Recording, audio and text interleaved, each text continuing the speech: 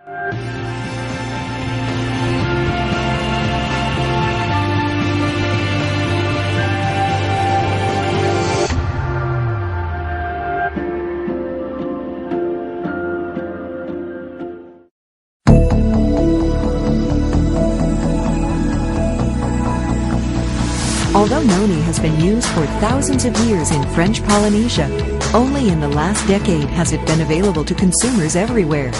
No one is more familiar with or has studied the noni fruit more extensively than our guest, Dr. Neil Solomon. Dr. Solomon is a Johns Hopkins-trained physician and former faculty member at Johns Hopkins and other leading universities. He is also a New York Times best-selling author. He was Maryland's first Secretary of Health and Mental Hygiene, has served as chair of 4 gubernatorial commissions, and has acted as health advisor to presidents and governors. For 18 years, he wrote a globally syndicated health advice column for the Los Angeles Times Syndicate. Currently, Dr. Solomon works as a global nutritional consultant, serving corporations and non-government organizations of the United Nations, such as the International Council of Caring Communities and the Communications Coordination Committee of the United Nations.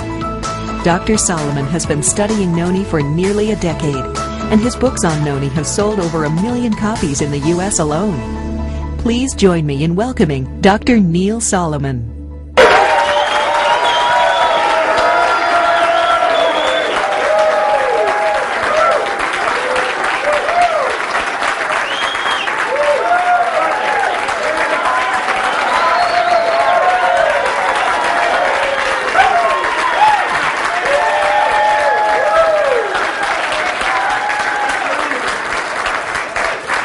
Thank you very, very much. It is a pleasure to be here. You are a beautiful group. You are truly a beautiful group. And together, we're going to learn about information that's going to make a lot of people beautiful, healthy, and beautiful. I'm going to start this lecture with 21 reasons why you should drink noni every day.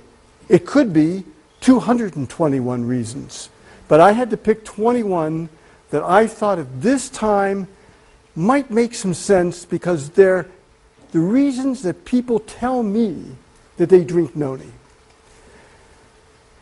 Well, in the 21 reasons to drink noni every day, they're to try to prevent, or if you have the following diseases, help decrease your symptoms: cancer, heart disease, stroke, diabetes. The 4 biggies of what the people who talked to me said and the data I had. And one thing I found was consistent. Stress was the culprit. Stress knocked down all the conditions that help protect those people. Some people got back up, bounced back up, and did okay. Others didn't. But it seemed that the Hesian noni juice in some way helped the majority of the people. What is noni? Well, you all know what noni is. You can see it there on the screen, up on the left-hand corner. As you know, it's really an ugly smelling fruit. It tastes worse.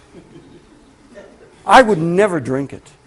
I would never drink noni juice the way it comes out of the noni plant. I couldn't tolerate it. But that's what noni was. But the reason they tolerated it to people, it helped them. So the people primarily of Southeast Asia and the Pacific Coast area and the Pacific Rim area, they felt that noni helped them, and so they passed it on from generation to generation. And it was because of that that terrible taste didn't prevent them from taking it, because they stayed pretty healthy. Tracing it back from Polynesia, where these people were located, you can find that it had its origin in old India back 6,000 years ago. And there it was known because it increased longevity. But it not only increased longevity, it not only made people live, that they believe, longer, but they lived healthier longer, and that's the name of the game. The name of the game is to live healthier, because if you just live longer and aren't healthy, that's no good. And if you go to the Sanskrit writings, you'll find in those writings, the quotes, marvelous, healthful properties. Noni. It has marvelous, healthful properties. Noni juice may help prevent and protect against cancer.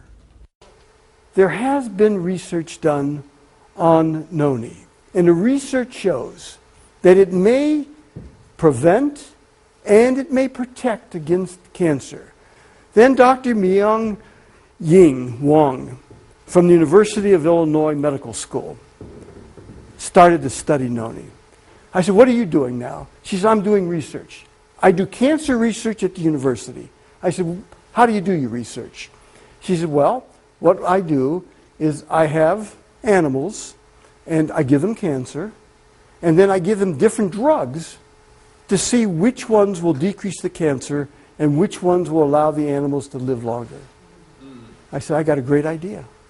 Throw some noni in. Just throw some noni in." Oh, she said, "I can't do that." I said, "Why not? Do you use controls?" She said, "Sure." I said, "Use it as a control. Use it as a control. Another form of a placebo. See what happens." She did it. And you know what she found? It helped as much as the drugs. I could go through all the work that was done on animals, but this probably summarizes better than any. Dr. Harazumi Kim, she had 15 mice. She gave them all that cancer I told you about. She didn't give any of them noni. At the end of 16 days, every one of them died. 100% of them died. She had another group at the same time. And what she did to that group is she added noni. And every one of them lived. Every one of them lived. That's in the literature. I gave you the reference there in Pharmacology, December 1997. She also presented this. This was presented at the American Association of Cancer Research. This is for real stuff. Do I say that noni cures cancer? No. Noni does not cure cancer.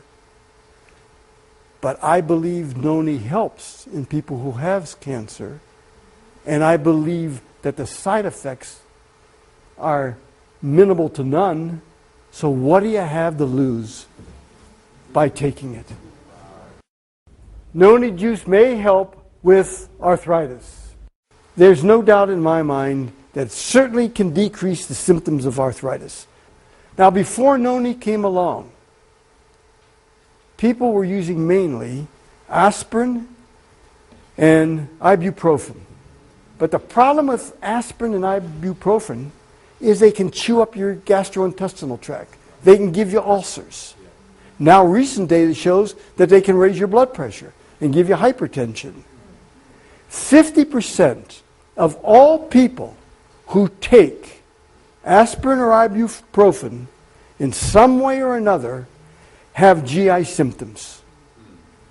Of those who take noni, and 1,675 took it, 78% said it helped their arthritic symptoms. And it helped their arthritic symptoms without the GI problems, without causing them to have ulcers. Noni juice may help decrease heart symptoms. Now, what causes heart problems? There are lots of different things that cause heart problems, but we're going to talk about three things that nobody argues about. One, you can get a clot. The clot can block your coronary artery. If it blocks your coronary artery, nothing can get through. Blood can't get through. It has oxygen and nutrients, and so it's beyond the coronary artery. The other side of it, where there's no blood, that tissue dies. When that tissue dies, that's called a myocardial infarction. And that just means, infarction means death. Myocardium is the muscle of the heart, and that's what you have. That then labels you as having coronary heart disease, which is CHD. So when you see CHD, that's coronary heart disease. Most of it was due to the clot, secondary myocardial infarction, and then coronary artery disease.